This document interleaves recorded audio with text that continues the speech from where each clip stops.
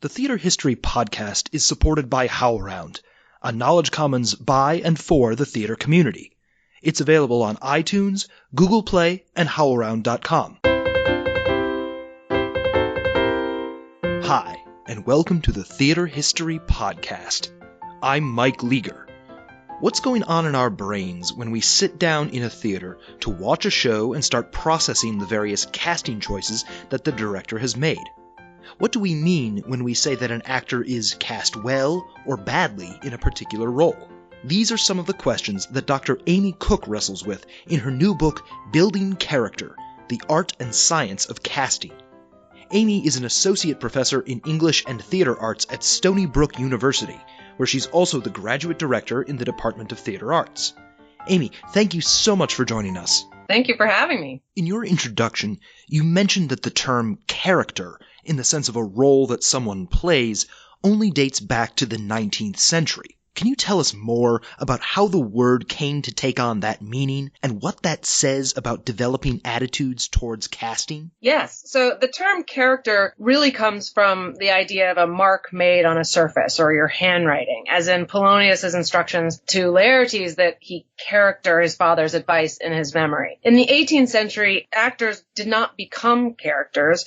Instead, they had lines of business and they played their part. These parts did not necessarily need to match the actors themselves. It was not necessarily based on mimetic representation, and certainly there are plenty of stories of actresses playing ingenues way into their dotage. But we start to get this idea of character in the 19th century. Building character, as in going through challenges to improve yourself, comes from talking about school and education in the 19th century. And the way I'm talking about it here is then so relatively new. To refer to a character in daily life or in fiction is to integrate a narrative onto a person. So in other words, if someone has a character, they have a presumed past and future action. And we instill that into our perception of another person. And how this relates to casting, I think, is fascinating. In the 20th century film, during the days of the Hollywood star system, for example, casting was done by producers choosing someone from their list of leading men or cowboys or ingenues. And it was pretty much based on who the director might have wanted to work with or who was available. It was certainly to some degree mimetic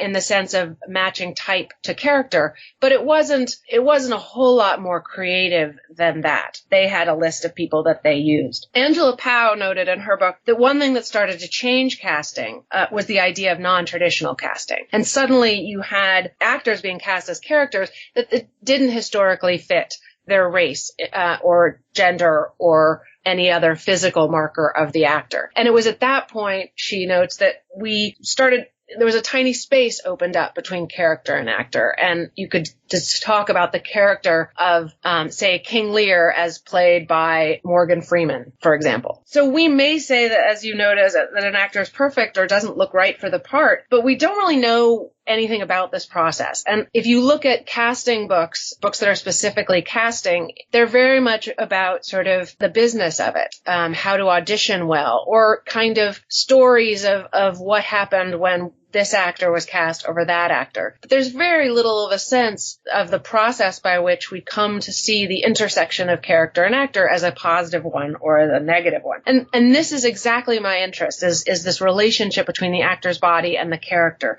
Because this, to me, has to do with the cognitive ability that creates character through casting. The way in which I cast the man who walks in with the white coat as my doctor. And I think when I extrapolate the idea of casting in theater or film to my daily life, it gives me an interesting protocol of reception. And I'll talk a little bit more about that. But I think it's important to ask ourselves what we can understand about ourselves and about the people that we see in our daily lives by thinking about the casting we find right and the casting we find wrong. And particularly because I think this has tremendous political, social, cultural, ideological implications. Now, you're writing about all these cognitive processes that are going on in our brains as we watch an actor and think about how that actor relates to their role. Can you talk about the cognitive process called compression and how that affects our perception of an actor playing a role? Yes.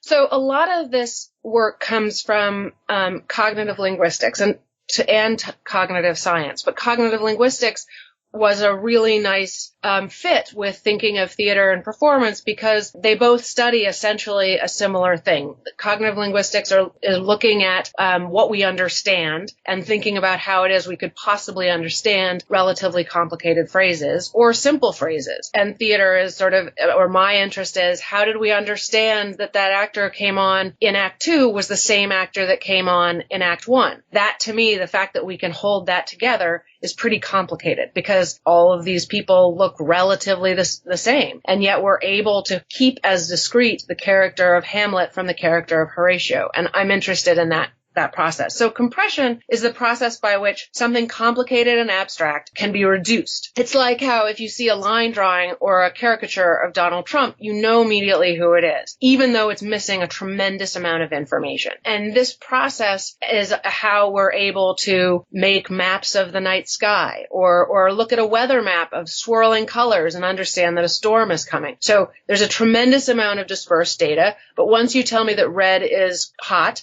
and green and blue is cold, then, and movement equals wind. I mean, there's a certain amount of mapping that goes on to make sense of this, but this is the process by which we get through our daily lives, and we don't even really notice it. We really notice it. So, for example, I talk about Branagh's casting in Hamlet because it's this crazy tour de force of casting. I sort of felt like it was Branagh sort of showing off with the number of celebrities he can cram into a long play, but not one that has nearly as many characters as he has celebrities. So he cast characters that aren't even in the play, such as Priam and Hecuba and Norway. And through this casting, I think that Branagh is announcing his intention to kind of connect theatrical London with filmic Hollywood. So Charlton Heston plays the player king, whom Hamlet warns not to out Herod. Prompted by this casting, I think the audience can immediately understand that this player king could use Hamlet's directorial advice. Heston is so well known for overacting, he even spoofed himself on Saturday Night Live. When Hamlet tells him not to out Herod, we don't need to know who Herod was to understand that to out Herod is probably what Charlton Heston does all the time. And we're really quickly able to get this very complicated idea that requires historical information that there's no way Branagh can give us in any other way than by casting Charlton Heston. He's also, of course, an American actor. So Charlton Heston plays the player king, and during his speech, the one that inspires Hamlet to wonder how an actor can cry for Hecuba when Hamlet can't even cry for his dad, Branagh shows footage of Priam and Hecuba in action. And in this sequence, he kind of creates it like a flashback, and he has so that we can understand what Heston is talking about, though I don't know why that's necessary, except to make this sort of interesting Hollywood London point. So the actors that Branagh casts as these flashback real-life Priam and Hecuba are Judi Dench and John Gielgud, famous, respected theater and film, but respected English actors. And they are then the original that the American Charlton Heston is sort of trying to bring on stage or trying to represent. And it's this hilarious, I think, meta-theatrical joke, not unlike the joke that I think that some critics have talked about Shakespeare making when in the same scene, this earlier scene when the troupe of players arrive, Hamlet talks about the players being kind of run out of town by the stupid little boys who are playing and taking their parts.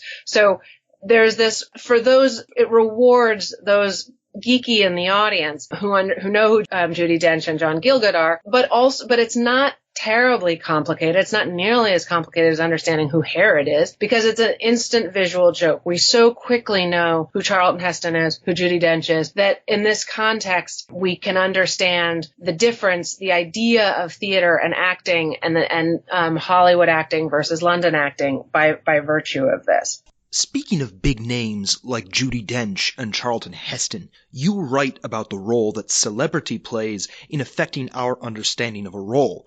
And it seems like celebrity casting is just ubiquitous on Broadway now. If you're going to do a show, you need to have a big name attached to the production. Can you tell us about how celebrity casting has worked historically? Yeah, well, I think that we tend to be very critical of that exact phenomenon, that if you're going to do a Broadway play, you have to cast a celebrity. And yet the reason why is because if I'm going to see a new play or a complicated classical play, I'm going to be way quicker to understand it if you tell me it's got David Hyde Pierce or Kelsey Grammer in it. You know, I can walk in trusting that I'll be able to process a large amount of the plot and a large amount of the character information simply because I have so much background information with that celebrity. And if I don't understand the play, I'll be entertained by the intertextuality of their previous character that I'm familiar with in this new context. So I think celebrity is incredibly important. And I think that it's this ability to offload the cognitive work of making sense of story and characters that makes celebrity so necessary in a way in theater and film. I think that Molière certainly relied on it. Shakespeare relied on it. And I think even if you really think about the pageant plays in the medieval period, they weren't celebrities, but they were locals. And a huge amount of the humor seems to come from the fact that that's really the butcher up there. And I think that was really operating as a cultural conversation starter, a way of taking the distant narrative of the Bible and bringing it present. And I think celebrities do that for our casting now. It reduces the complexity of the stories and of the characters, and it makes us get it really, really quickly. And in line with that disconnect between what you might know about an actor off stage versus the character that they're playing on stage, you talk about something called strategic miscasting, something which, as I understand it, can sometimes refer to physical appearance. Can you give us an example of strategic miscasting and tell us what it says about that phenomenon? Yeah, this strategic casting or counter casting, as I'm calling it, is relatively new, I think. And it's where I get really excited because I think it offers us an opportunity to think of casting as generating change and not just a sort of creative thing and not just sort of behind the fog of art. So if the body playing the part does not match the presumed race or gender or body type of the character, then that's, for me, strategic miscasting or countercasting. So when Lin-Manuel Miranda plays Alexander Hamilton, spectators can learn protocols of reception that question the central importance of and the normality, the invisibility of white bodies. And particularly in that play, casting for Hamilton is not about mimesis, and it's not about giving opportunities to people of color. The story must be told with the bodies of non-white actors.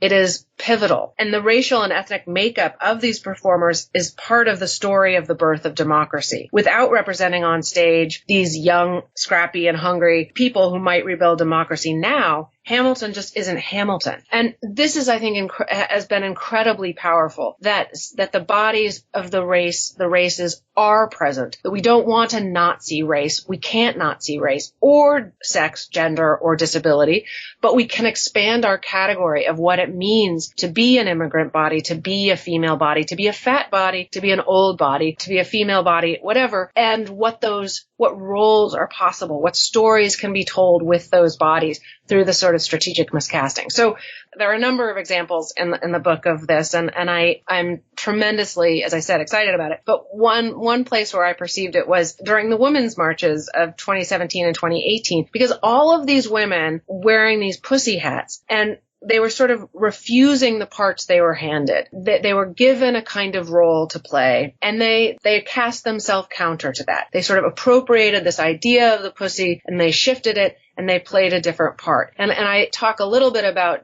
different ways in which women have kind of forced a new narrative by kind of countercasting themselves and forcing a disruption between the expected role and the performed role. Yeah, I was really struck by your description of a recent production of The Taming of the Shrew, which, as I think many of our listeners know, poses all sorts of problems if you want to perform it in the 21st century. Yeah, and so this production by Phillida Lloyd and at the Public in Central Park was all women, and it was tremendously interesting because a recent time I saw Taming of the Shrew, I remember leaving with my two sons, and they knew that I was a little bit troubled by the play and its misogyny misogyny. And nonetheless, we're driving away, and my 7-year-old says, when I asked him what he thought, he said, well, I liked it because at the end, the woman said that that she has to do everything the man says because he's the man. And I like that because I'm a boy. And I thought, yes, exactly. There you go. That is the narrative of Taming of the Shrew. I don't know how you get around it. But one production that I thought did complicate it was this all-female production of Taming of the Shrew, where what was interesting was that all of the women were women. There was not an attempt to try to play men. It was simply that the bodies were counter to the characters. And so Petruchio was Janet McTeer, and she was incredibly sexy, but incredibly sort of masculine and female. But so then we have this group working together that are trying to enforce a binary narrative about sex and gender and roles in society that simply breaks down because none of the bodies are what they're saying they are. So it works to kind of pull at a key string, I think, in the play. I also saw recently a production of King Lear with a woman in the title role. And some of these things have been done before, but there are certain ways in which you can tell it's kind of opening up an alternate narrative for new stories to get told. Now, obviously, most shows don't just feature a single actor in isolation. There's a whole cast, and how we evaluate the production's casting choices has a lot to do with how those actors relate to one another. Can you tell us a bit about how this relates to a phenomenon called distributed cognition? I think that the kind of ecology of the Taming of the Shrew example works here. That our understanding of that play is not because Petruchio is a woman and Kate is a woman. It's because they're all women. And we know this from the best example is always Romeo and Juliet, because the casting of those two tells a tremendous amount of story about why they're separated. And also any romance is, you learn a lot about Romeo by looking at his Juliet. So that automatically happens. So there's a way in which we take in information from an ecology over and across different pieces and information rather than sort of linearly or specifically. So distributed cognition sort of fits into the kind of 4E, what's sometimes called the 4E cognition. And first of all, distributed cognition assumes embodied cognition, which means that thinking is something that happens in and with our bodies, that it's not processing that goes on in the head. Thinking is what happens when I sit in the chair, when I pick up the cup. And that this goes on without my thinking about it. It is how I navigate my environment. And that is, I think, really new, it's a sort of relatively new idea that I think has a lot of implications for the arts and the humanities that just simply haven't been explored yet, or are just beginning to be explored, because our language really repeats and rehearses a kind of Cartesian dualism about thinking and the body. And even if theater scholars talk about the body, they can talk about the wisdom of the body or muscle memory. And all of these things reiterate and kind of rehearse that separation. But for me, dancing is thinking and feeling is thinking, and it's what I do in my body, with my body, and I can't do it without my body. The best example of distributed cognition I can give you comes from Evelyn Tribble, who wrote a book called Cognition in the Globe. And part of the reason why this is useful is because she is applying it to Shakespeare's Globe. And basically what she says is that what we think of as the cognitive work of Shakespeare has historically been understood as coming from one man, one lone genius who sat in his room and typed up something great. And then, they, like a machine, sort of put it together. And what she uses the idea of distributed cognition to say that the cognitive load of the event is actually spread over and through the people, the environment, and the system. So to imagine the production of Hamlet or Taming of the Shrew requires thinking with the tiring house, the actors, the rhythm of the poetry, the rhyme, the entrance and exit maps backstage, the casting of the clown as opposed to Burbage, as opposed to the apprentice,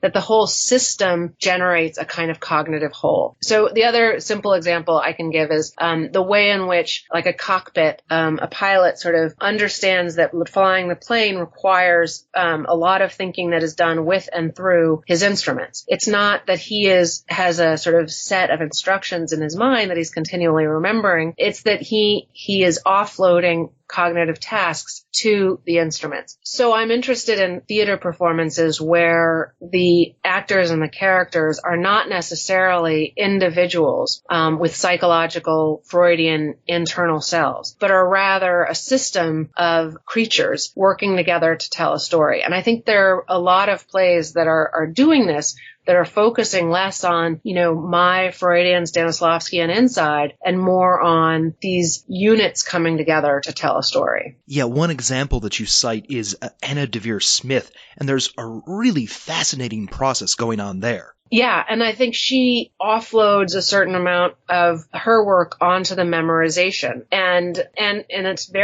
very much about her body. And I think there's a tremendous amount. I think there's really something interesting about the way in which she separates the character from the actor, and she kind of travels from herself to the character. Now, you've already given us some real life analogs to this. For instance, casting the doctor as the doctor because he or she walks in a white coat. But I'm curious if the process of working on this book has given you any insight into how we think about casting, not just in the theater, but in real life.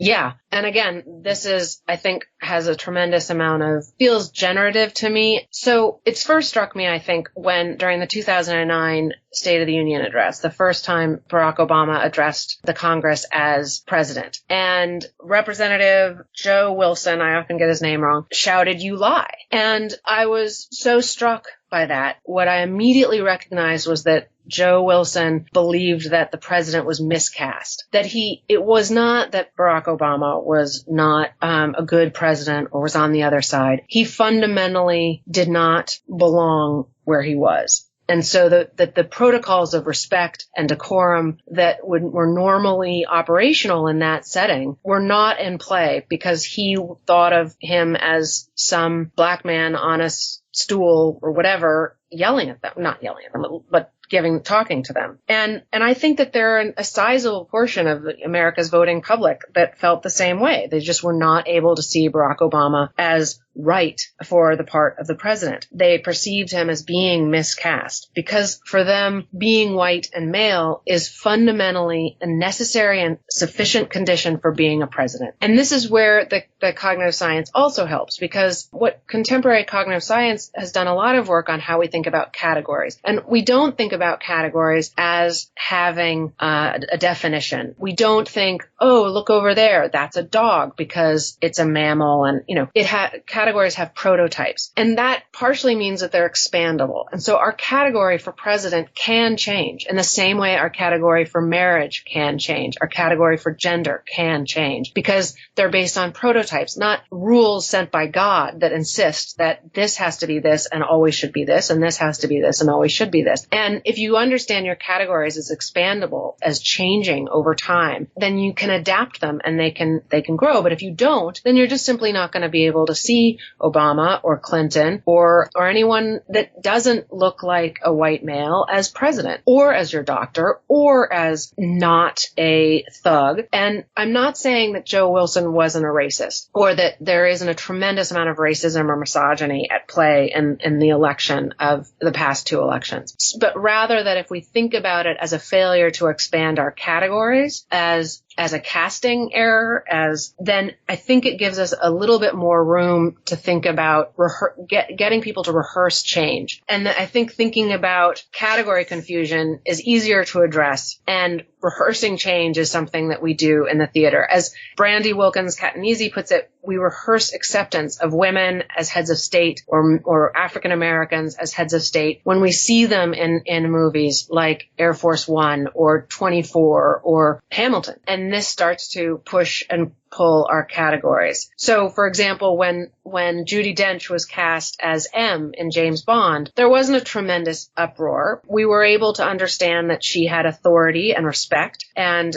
intelligence, and that was enough to make her gender less challenging or troubling to people who, for the most part, are pretty worried about expanding their James Bond, as we found out when the Stony hacking revealed people's terror at the thought of an Idris Elba James Bond. So we can change our ideas of who can be what, of what counts, of who counts, and of what body is right by strategically miscasting and these people, and also recognizing our own casting biases in our life. And that is different than racism or bias, though it's not necessarily true that it's not racism or bias, but it's a way of recognizing our own agency in our bias and in our prejudice. We'll post information about Amy's book, as well as material related to casting and its history, in our show notes. Amy, thank you so much for giving us a new perspective on what we're thinking about when we evaluate casting choices. Thank you. This was fun.